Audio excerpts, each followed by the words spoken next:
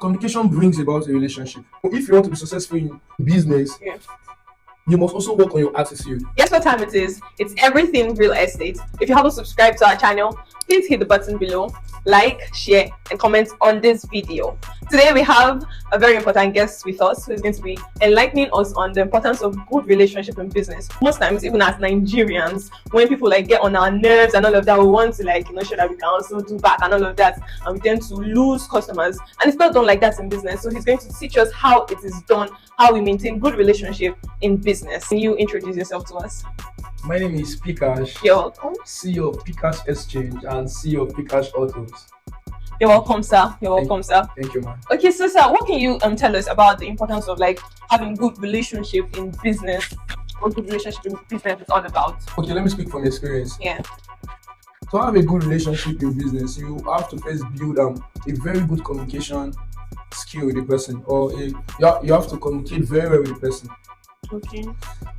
Communication is very vital if you must do business very well. Many times you see many people they crumble in business because they don't know how to communicate with their clients, with their customers to keep the business. Wow. So even in life generally, communication is very important. Yeah, that's true. Yes, to meet people, to meet other people, you need to communicate. So communication is one of the major skill needed. Wow. So what's the effect of let's say, okay, now I've created a good relationship with some certain number of people, some possible clients and all of that. What's the effect of that relationship I've created? Okay, thank you, How man. does it affect my business? How is it a good business strategy? The truth is that people that patronize you most are people that know you. Yeah, that's true. So when you communicate with people, you are trying to bring yourself into a relationship. Communication brings about a relationship. Okay. So when you communicate with people more often, you see that all of a sudden you don't know how, but you're already building friendship with this set of people. Okay. And so there's something in every human being that wants to always patronize people they know or they talk to or they are free with. Okay, so people tend to patronize you because they now love you, because you tend to continuously communicate with them. So Exactly. communication brings, you don't try to tell us that communication brings it brings a bind or between two people, right? Communication, and so Yes, that's what helps the business. Yes, man. Okay, so Let me quickly share something.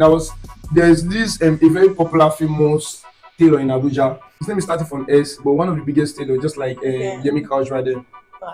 So he said he sews for president, governors. He's a very big tailor, and he said one of his greatest advantage is that all his biggest customers are people he started communicating with. Yeah, very early. Very early. Like very early. That then, when he knew them, they don't have money. He was just building this communication, this thing with them, and all of a sudden now they are rich. So they could, in fact, there is no reason for them to go outside and patronize other people when they know that this man has been.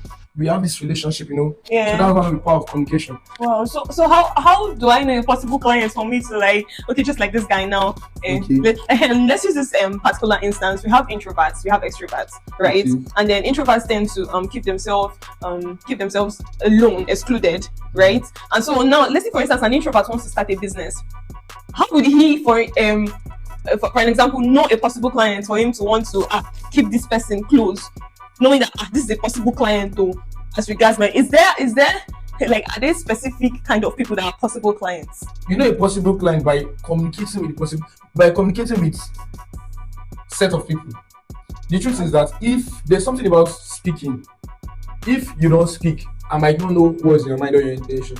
So let's say we start talking. Let's say you meet somebody new and you start talking with the person and you hello, do you know I'm into this, and if you don't start the communication, you will not know if the person has been looking for that which you have. Well, but I used to think that everybody is a possible client. Yeah. Yes, everybody is a possible client, but also not everybody is a possible client. Okay, but can be a means to a client. Who knows? Yes, that's why you need to communicate what you do. Okay. So that if the person doesn't have the money to buy it, there's a room for reference. Okay, so you just have to literally build relationship with everybody.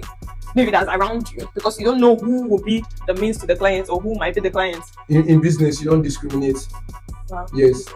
You build relationship with everybody you see, and many people now, especially in this present generation, many people disguise a lot. Many billionaires, they disguise. They just come outside, not with their cars. They just want to work freely.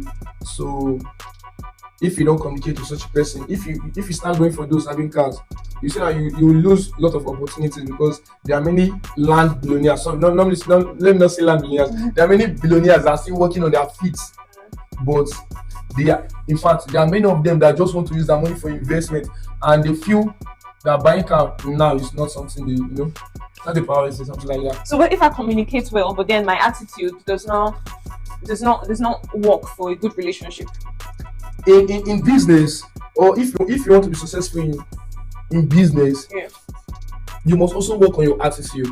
Let's say you are this hot-tempered person. Yeah. You need to tame it. You need to bring it down, because there are many. In fact, one of the character of customers is to annoy you. Is to get you angry. Is to make you sad. Is to piss you off. Yeah.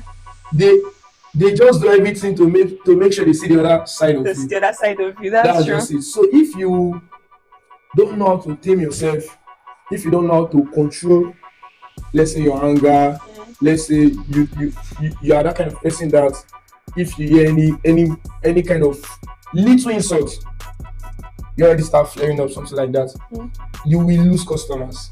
So let's take a case study where I have a difficult customer or a difficult client, and then we have an issue at hand, and then this customer is getting so much on my nerve.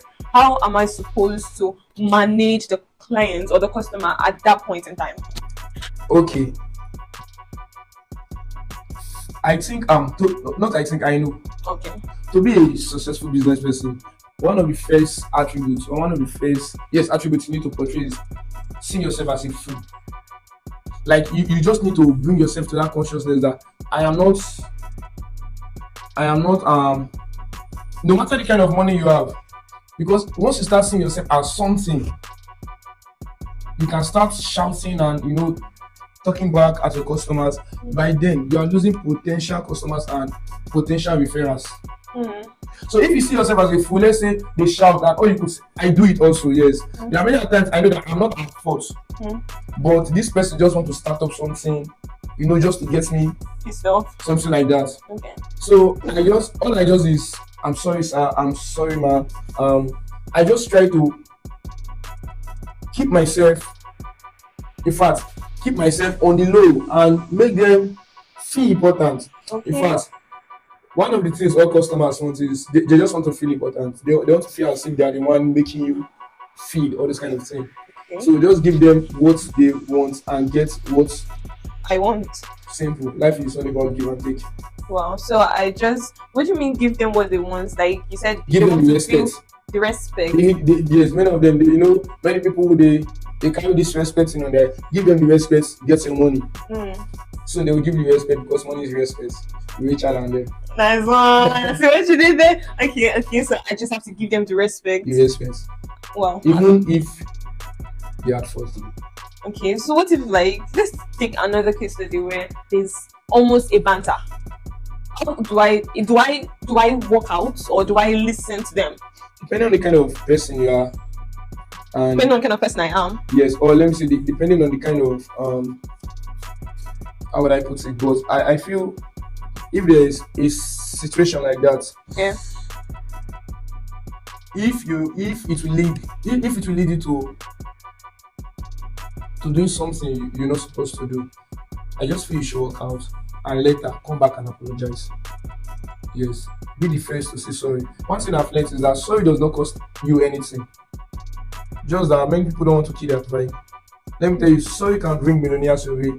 Sorry can take millionaires out of you. That word sorry is a very big word and a very important word. So let me say you have a banter, you have some kind of exchange of word with your customers, and or maybe almost. Some people be like, you're not the only one buying, there are a lot of customers there. But if you keep telling every customer like that is how you miss everybody. Wow, that's true. Yes. That's true. Go to another shop now. Go to another shop and buy. That's because the person know. That's why there's this banker like that. is this telling? I was saying it. Their logo is a one customer bank. That is, every customer is important, no matter how big. So you are Mr. Ali, you are their one customer, like you are the only customer, you are their number one. So they see you as the only customer they have. So imagine you have only one customer that is buying something of, let's say, something worth 200 million from your hand. No matter if the person even polish it or if the person slap you, you try to maintain, because you know this. Yeah, that's So true. if you see everybody as one, the way they see people, Yeah. you do a business, you try the business. Well. But are there like any disadvantages or like difficulties attached to like maintaining good relationship in business? No, yeah, no disadvantages, but there are difficulties. Okay, wow, that's what no disadvantages, but there are Yeah, no difficulties. disadvantage at all, but there are difficulties. So the difficulties does it have to do with dealing with difficult customers now? Exactly, Wow. exactly. Because one of the hardest people to control, to maintain, are human beings. A human So being. you must meet the difficult ones. So it's part of the difficulties, and sometimes it can be very draining. Yeah. So, but it is what it is. Wow. That's powerful. So you already talked to us about how everyone is a possible client, right? And how we have to just maintain our calm even when relating with difficult clients. Sure. So, sir, how do I build a positive relationship? Or business Okay, relationship? it start from you, man. Okay. Always be yourself. Yes. To build a positive relationship, Yeah. one has to be himself or herself. Okay. How does that affect? Because when you try to fake who you are,